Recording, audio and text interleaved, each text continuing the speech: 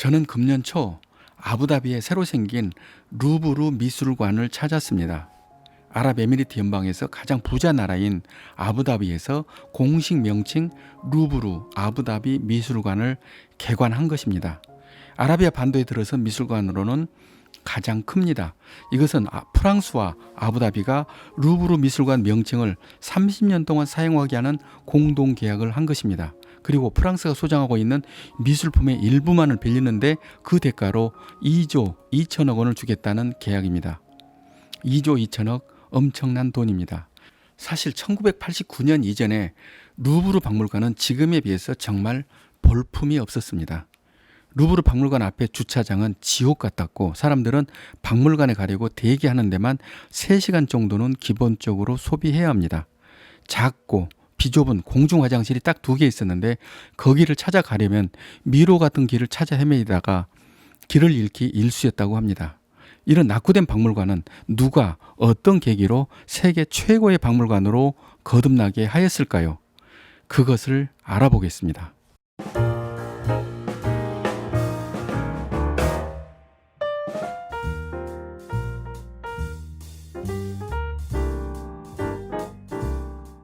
(1981년에) 프랑스 미테랑 대통령은 거대한 문화예술 부흥 프로젝트를 시작합니다.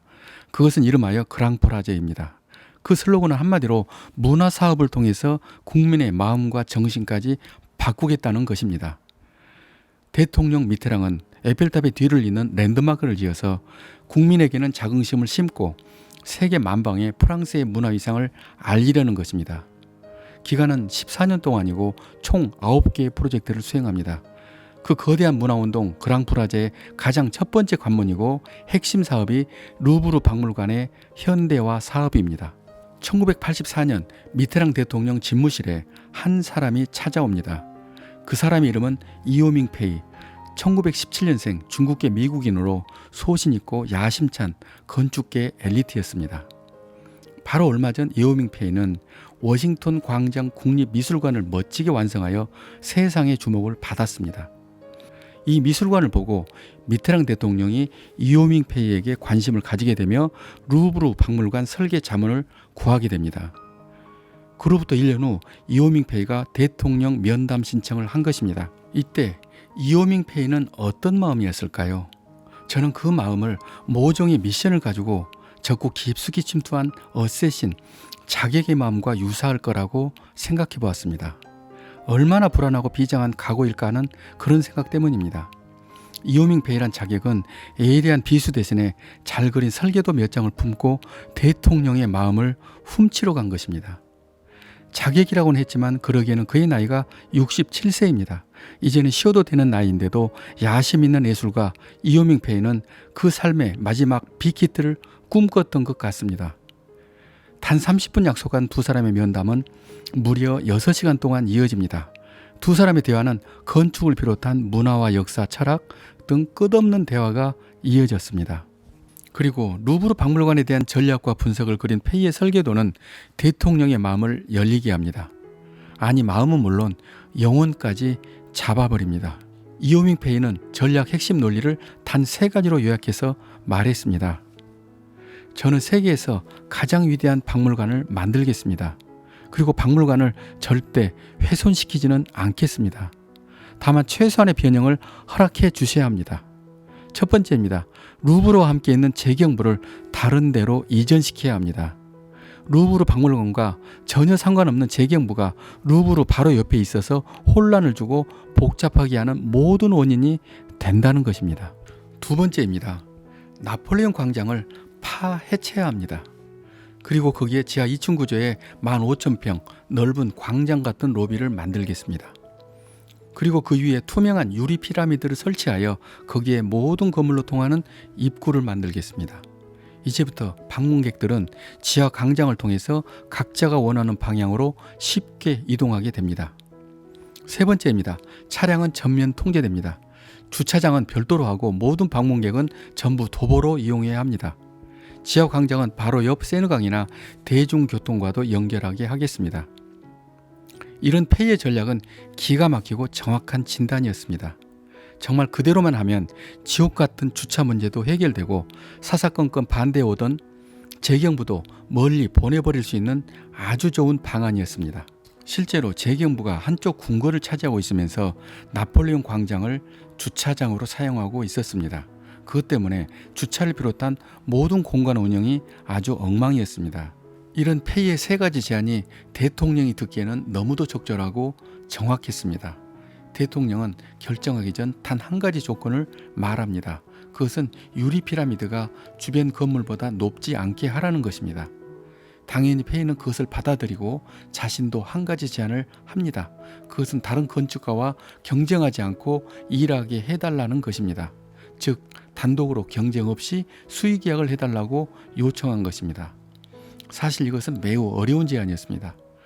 더 이해하기 어려운 것은 대통령은 그 제안을 바로 승인해 버립니다. 이오밍 폐의의 조건을 받아들이고 그의 플랜을 선택한 것입니다.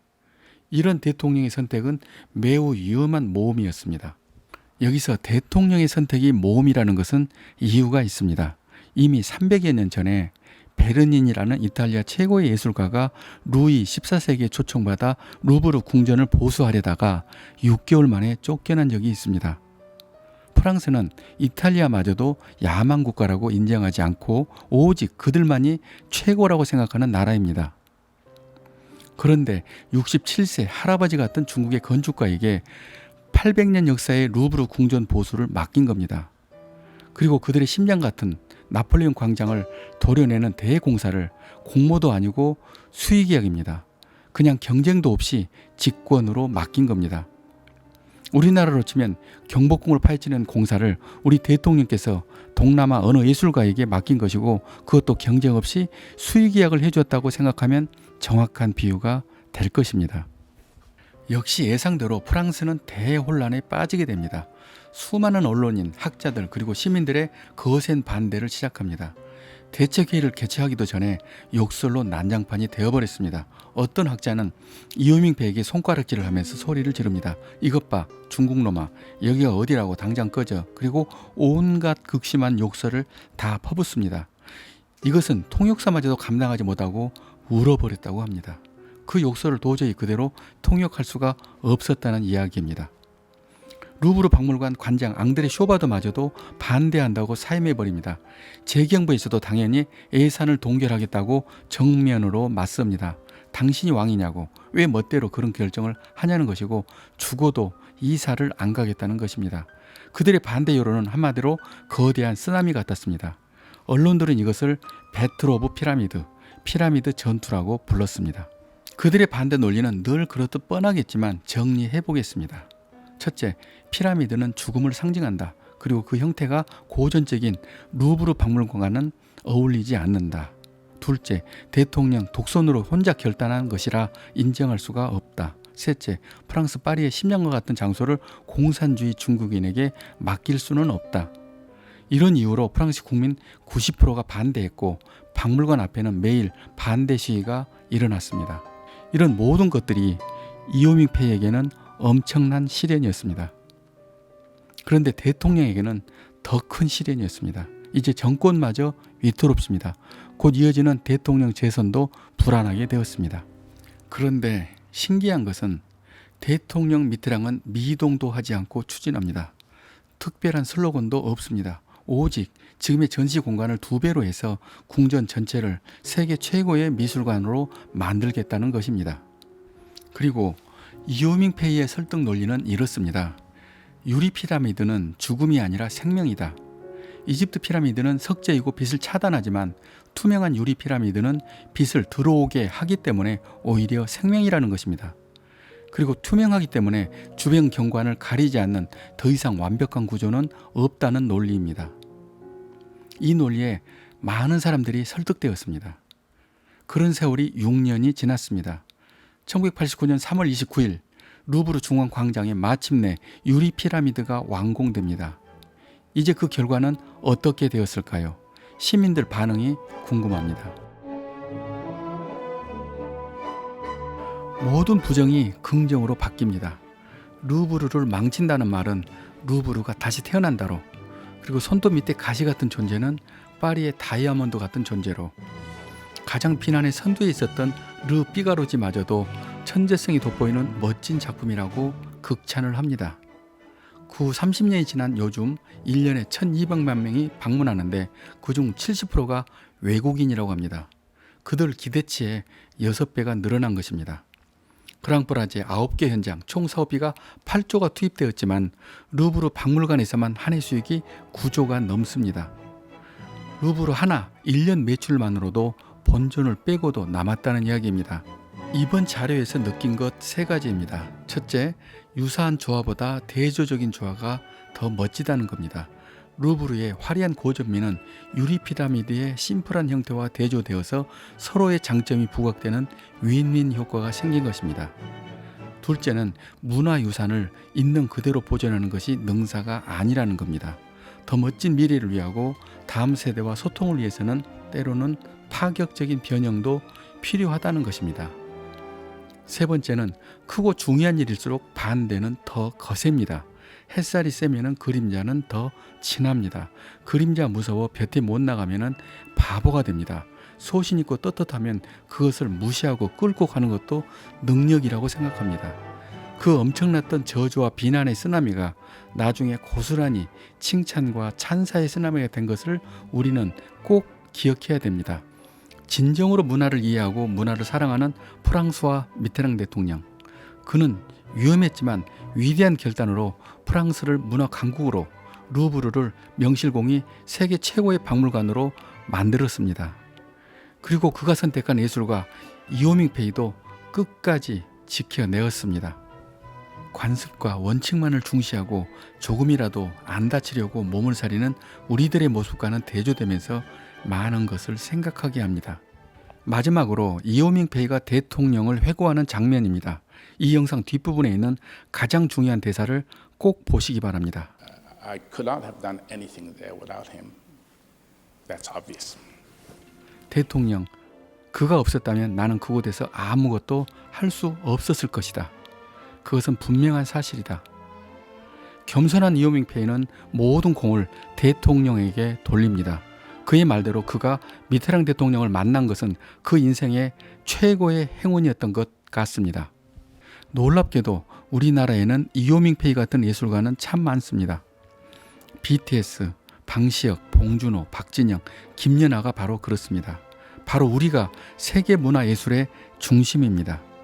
이제는 우리나라에도 문화를 알고 문화를 선도하는 프랑스와 미테랑 같은 그런 문화 대통령이 나올 차례입니다.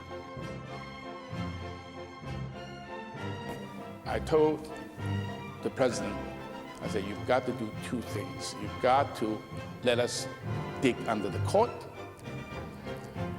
because there may be relics there. The project could have been stopped if they found something important there. And then you also have to find a way to move the Ministry of Finance. At this point, it's not so funny at that time because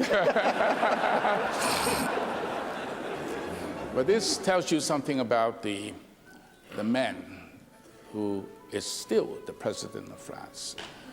I don't know of any heads of state in the world that has the kind of breadth of understanding of the history and culture, not only of France, but of the world.